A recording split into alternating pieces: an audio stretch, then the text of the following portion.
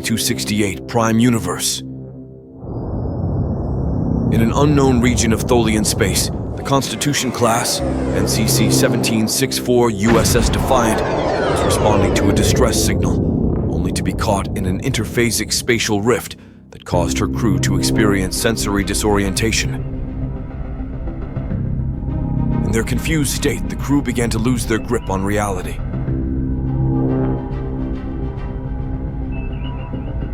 They became paranoid and slowly fell into madness.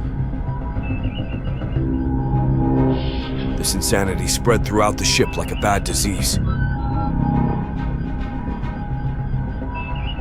Colleagues and longtime friends suddenly became unrecognizable to each other.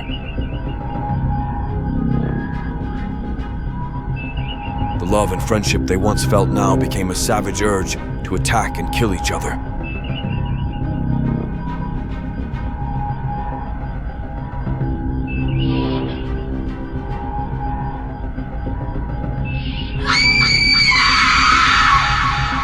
That same anomaly eventually transported the Defiant and her dead crew to the Mirror Universe and into the hands of the Terran Empire. It was at this point in the Empire's history that with the aid of the Defiant, they tightened the grip throughout the quadrants.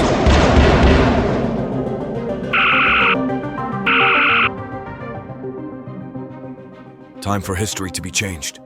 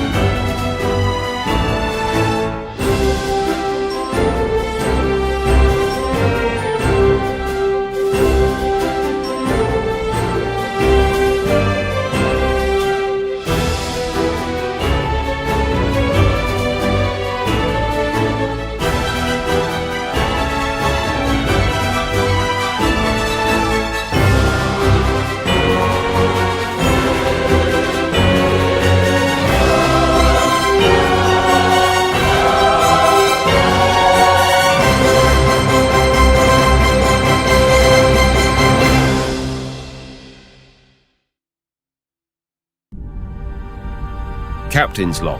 Stardate 5693.2 USS Defiant. Captain Ryan Preston reciting.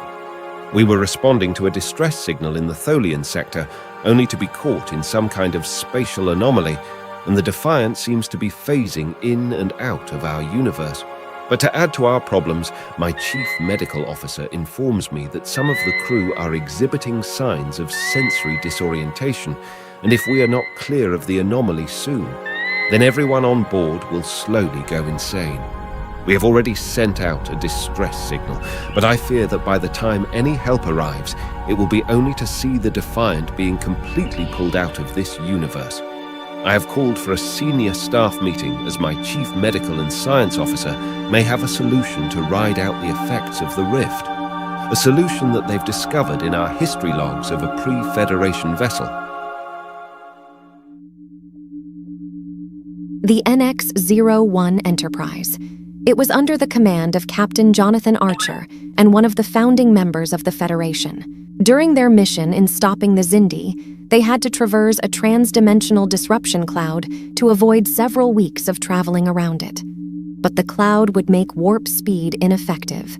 The Enterprise would have to use impulse drive only. The disruption cloud has a slow and lethal effect on organic matter.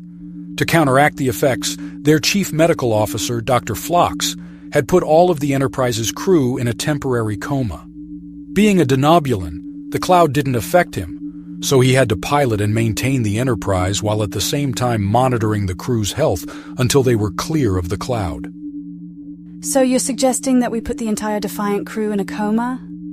That is correct, Lieutenant. And we will be using this on each crew member. What is it? It's a variation of a neural inhibitor that Dr. Phlox created and used on the Enterprise crew with a few improvements of my own. It will temporarily lower the activity in your brain to a level that the effects of the anomaly would not take hold, and hopefully that it will not have any ill effects. Hopefully. We are not exactly in a position, nor do we have the time to test these out safely, Lieutenant. The situation that we are experiencing is similar to what happened to the crew of the NX-01 Enterprise. I'm getting reports from throughout the ship that several crew members are starting to show signs of agitation and paranoia, all leading to violent outbursts. Sedatives are starting to have little or no effect due to our proximity to the anomaly, and if we don't use these devices soon, then you can expect every crew member on the Defiant to go completely insane and then start going on a killing spree. Sorry I asked. I don't suppose we have any crew members that are immune to this anomaly? No, Captain. But myself and other Vulcan crew members are not heavily impacted by the anomaly. This is because of our emotional discipline, but eventually we will succumb to the effects. Say that we did go ahead with this plan. How will we know when we have safely passed through the anomaly and who's going to be woken up first and by who? The who is the Defiant. To be more specific, the Defiant's computer. Lieutenant Commander Shintara has been working on a program to monitor the Defiant's progress through the anomaly, and when we emerge from the other side and to wherever we may end up, it will activate the revival process of key personnel. Like who? That will be me. Then I can make sure that there are no unforeseen problems for when I start reviving everyone else. Is it just me, or are we literally putting our lives in the hands of a computer? We really don't have much of a choice, Lieutenant. It's either being put in a temporary coma or allow the anomaly to drive us all insane that will end with us killing each other. Coma it is then. Lieutenant Commander Shintara, is everything in preparation? Yes, Commander. By the time we are ready to pass through the anomaly, my little project will have our backs. If there is no more questions, we should get started on making preparations. Dismissed.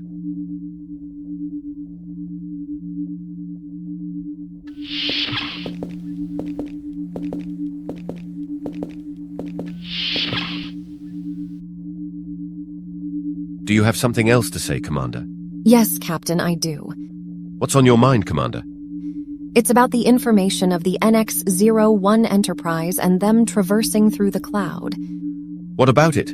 I have just discovered some discrepancies that are troubling. Is it enough to endanger our plan? No, Captain. The plan is sound, but it is enough to warrant an investigation. We don't exactly have the time to do that, but what is it that you find troubling? Every starship in the Federation receives a regular informational data dump into its main computer core every month, and if that starship is within range of a Federation facility. We were not in range of any facility when we received our data dump. Could it be possible that another Federation vessel was in range and transmitted it to us? That is possible. But if that was the case, then they would have spotted our plight and came to our aid. So that also leaves out civilian vessels, as only a Federation vessel can perform such a task. Something tells me that there's more to this. And you be correct, Captain. When I asked the computer to start a search for any information that is related to our situation, the computer wasted no time in giving me the information I needed. So how is that troubling? There is usually a delay as the computer searches through over billion terabytes of information stored in the main core. But instead of that short delay, I received the information instantly, as if it predicted my inquiry. Not even the supercomputers on Memory Alpha are that quick. Indeed, Captain. What I also found unusual is that I would have eventually found the information we needed, but it would have taken longer. And we wouldn't have time to prepare. Then the effect of the anomaly would have taken hold of us. And whoever knew this was going to happen wanted this event to proceed. Only this time they made sure that we were fully prepared. It's as if whoever is responsible for this information knew what was going to happen to us. But why prepare us to travel through the anomaly? Why not give us advanced warning of the anomaly so we could have avoided it altogether?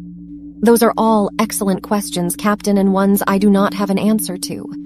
It seems that we have more questions than answers, and it's something we have to solve after we have resolved our current predicament.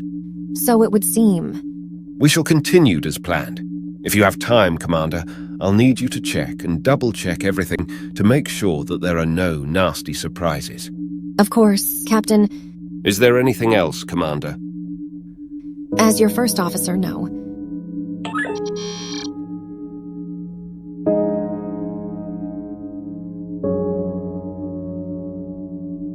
But as your wife, I have plenty. I bet you have. Captain's log. This could be my last entry until we have passed safely through the anomaly. All crew members are now being put into a coma-induced sleep and secured in their quarters. There are many uncertainties as we move forward with this plan, and if things go wrong, we have no one available to address the problem. It is almost unfathomable to me that no one will be able to physically attend to the well-being of the sleeping crew members. The doctor fears that a neural inhibitor malfunction would cause that crew member to wake up. That crew member could have free range of the Defiant and the rest of her helpless crew. Once asleep, all of us will be strapped down in our own beds and our doors securely locked. The doctor is also concerned about restricting blood flow from the straps and regulating body temperature as the crew members are sleeping. For that reason, it was mandated that everyone must wear a spacesuit undergarment to alleviate this problem. I have concerns of what my first officer had said to me, that someone or something is going to great lengths to make sure that the Defiant passes safely through this anomaly along with her crew. I have a feeling that whoever it is not only wants the Defiant, but wants her to be fully staffed, and is our so-called savior, friend, or foe. Captain's log additional. The effects of the anomaly were starting to influence my chief medical officer. He had to be restrained and placed in a coma. The task of putting our remaining crew to sleep now falls in the hands of Commander Lepole and 5 other Vulcan crew members. I am deeply worried for Lepole. She will be the last remaining crew member on the ship. It will be up to her to transfer control of the ship over to the computer and then place herself in a coma. I can only imagine how lonely it must feel to be the last member on a ship as big as the Defiant. I'm hoping she can get the job done in time so she can put herself into a coma before the effects of the anomaly severely hinder her.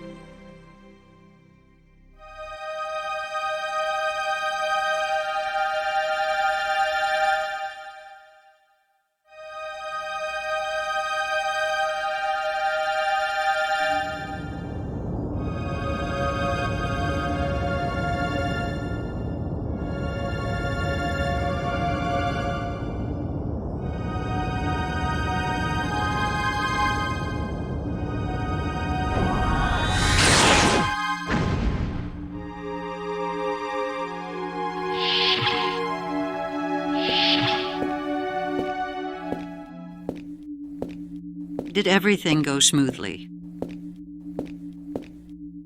Not quite. I was able to implant the information they'll need to survive the transition, and I was able to install the TD beacon. I have also rigged their communication system so that their distress signal will never reach the Enterprise, and thus preventing them from being exposed to the same fate. Regrettably, I was not able to gain access to the Eve program, not without alerting Shintara. It seems that she created some imaginative security protocols. I did not have sufficient time to bypass them. Then I guess we'll have to switch to Plan B. So it would seem. I've known you long enough, old friend, to know when something is on your mind. What is it? I am still struggling with accepting the fact that we are violating both prime and temporal directives. If that isn't bad enough, we have also made the crew of the Defiant an unwilling participants in our scheme. I understand. However, both those directives were violated when the Defiant, along with all of its advanced weapons, propulsion, and computing technology from the 23rd century, ended up in the 22nd century of the Mirror Universe and into the hands of the barbarians of the Terran Empire. The crew of the Defiant were unwilling participants in this instance as well. Furthermore, they lost their lives because of this incident. Part of our duty is to uphold both these directives. The minute we learned of the fate of the Defiant, we were duty-bound to prevent this event from happening. But the crew of the Defiant were supposed to die. Saving them as a means to an end is difficult to justify. The Defiant and her crew are essential for this new mission they are unknowingly taking on. As you know as well as I do, it is unlikely that they will be able to return. As far as Starfleet is concerned, the Defiant is missing in action and with all hands lost, and it will remain that way. This is logical, but forgive me for saying that it seems your motives for this mission seem too personal. You are too close to the Defiant and her crew, and it has made you emotional. Some might even say your behavior is unbecoming of an admiral and of a Vulcan. Tuvok, I fully understand that history may judge me harshly for my actions. The future of the Quadrants and the Federation are at stake. The Defiant and her crew are our only hope.